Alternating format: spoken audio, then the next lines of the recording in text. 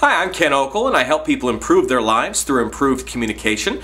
I'm a former broadcaster, I've run a professional dance company, and I work now as a professional speaker. Let's go into one of the big topics that comes up a lot with public speaking, how to deal with those pesky interruptions.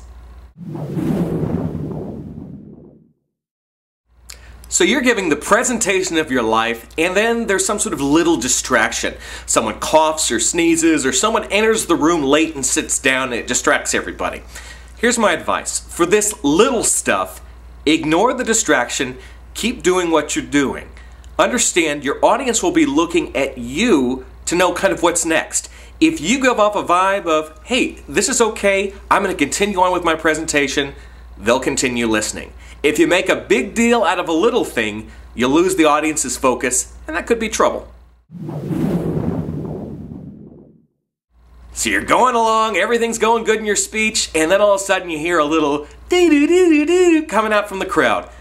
Someone left their cell phone on and has just interrupted your masterpiece. Now, while you may be tempted to go, hey, you idiot, turn off your cell phone, I would advise against that. That's probably the thing that the crowd is thinking. You may want to take the high road and say something diplomatic like, oh, that's a good reminder. I need to make sure my cell phone is turned off. You could always take a peek at it. That could also give the audience a chance to check their own phones and make sure they're off. It's an interruption that you need to acknowledge, but don't go crazy about it. Then there are those really big interruptions.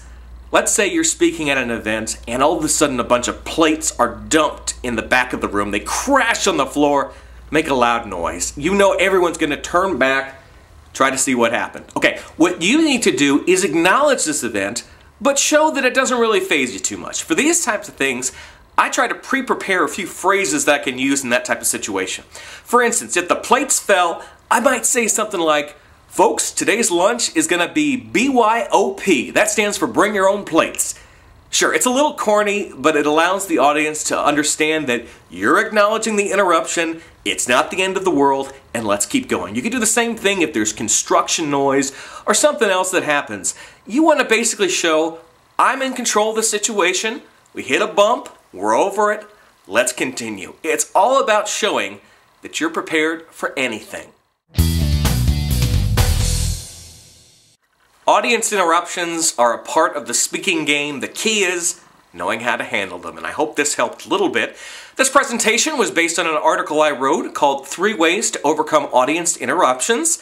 You can also find out more about me by going to my website, www.kenokel.com. You can also send me an email if there's some sort of speaking topic you would like me to address in another one of these quick tips. I hope to hear from you soon. Until then, I'm Ken Okel. Take care.